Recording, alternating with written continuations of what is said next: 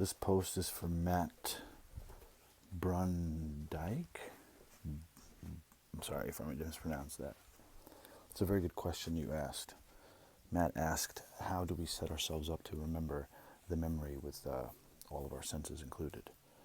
And I replied with a comment, but I'm going to do this post as well. So the way to do that is you have to keep trying different things. Obviously, you can't remember how to set yourself up, because if you remembered how to set yourself up, then you would just remember the memory, obviously. But the way to do that is to just try. Try as many things as you can. And try it with different emotions. So, for instance, you listen to 528 hertz, which is I think it's a C sharp if your A is tuned to 444. Just you listen to a note. Play that note, or listen to the note, and then smell a rose, and try to feel happy. Everything makes you feel something, whether you know it or not. Everything. Any new smell. First of all, the human brain could remember up to 50,000 scents. And that's our average. This is not like perfume or chefs or anything like that. This is just regular old everyday Joe that works in the fucking steel mill. Not that that's a bad thing at all. I'm just saying, like, someone that's not in a position that has to use their sense of smell professionally. 50,000. Do you know what I mean? So, like, garlic is one thing. Cooked garlic is another thing. Burnt garlic is a third. Now, I'm using food because that's what I do for a living, but it doesn't matter. Like when a drill hits wood, it smells a little bit burnt. If it's a bad drill or blunt drill, metal smells different. Stone, even different. Everything has a smell, but everything makes you feel something. And the more you're in tune with what makes you feel what, the easier it will be for you to realize what you need to realize. We're all here for a reason.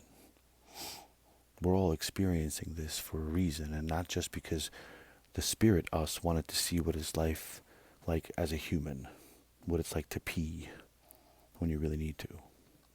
It's more than that. That's a bonus. But that's not why. The reason why we're here is to figure out why, which is a catch-22 because we can't remember shit. You know, Dolores Cannon goes as far as saying we're the only ones, the only planet that reincarnates this way, that we don't have memories of past lives. Hell, even mosquitoes reincarnate with memories of their past lives, ancestral memories. Mosquitoes are afraid of the vacuum cleaner. How is that possible if they don't know what a vacuum cleaner is?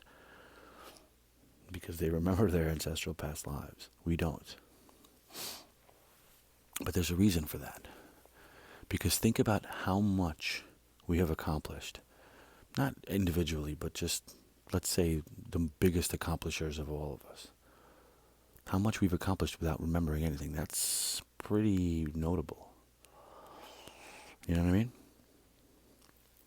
Then there's people that do remember their past lives.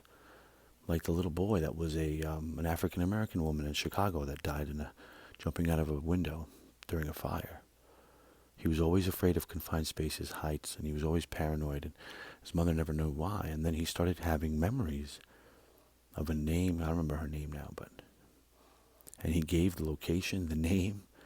He picked her out of a random, like 40 pictures. He picked the right one, the person who he knew, who he was. That's proof. Death is not the end, nor is it the beginning, nor is birth the beginning. Birth is just another level. The older I get, the more I hear about this, the more support I hear for this notion, the more I start to realize how deep we should start thinking into this. There's a reason we keep coming back. We're addicted to it, one, but there's a reason that we keep coming back. If we're here, there's a reason. Because we need to be. And the only person or entity that decided that is you and me. And if you're hearing my voice right now, and you're looking at my face, or not, looking at my face and just listening to the words that I'm saying, then you and I have communicated up there. And you threw out a question or something. Then I said, yeah, I'm your Huckleberry. I'll do that for you, no problem. I'm going to be doing that shit anyway with all these other people and myself. This is pre-written, but not in the way it's happening now. We have a bearing, like a ship has a bearing, but the waves that hit us are random. If I get hit by an asteroid that flies through my roof right now, was that intended? Not by me, no. Was it an accident? Sometimes accidents do happen. It's random. Nature's random. And nature favors the random. But for the most part, we have a bearing, and we're going to get there no matter what. If you stray too far, you'll die, one way or another. If you don't, you'll live, and you'll die when you're supposed to. Perhaps not learning what you're supposed to learn, hence you coming back. Or learning what you're supposed to learn and choosing to come back to use that to help someone else, but you still have to have amnesia. Everything makes you feel something. And if you get the chills, that's yourself communicating to you, telling you, yeah, that's right. Confirmation chills. Just so you know. The more, I don't remember what the afterlife looks like. I can't tell you where we go or what we do, but I can feel it. I know it sounds strange maybe, but I can feel that. I've always thought to myself, like very arrogantly so, that for some reason that when we died and we went to this afterlife, like people knew me there kind of. Like I was like popular, so to speak. I don't know why, I guess. I just thought about it. But like, he's back finally. Where you been? Blah, blah, blah. Maybe that's the truth. Maybe it's not. Maybe everyone hates me up there. But I doubt it because it's all love. And there's no love or hate. There's just understanding. Because you understand that you're part of the same thing. It's hard to imagine that, especially if you don't have a lot of friends or family around. Like myself. I don't have too many friends. People that I call friends. And I like it that way because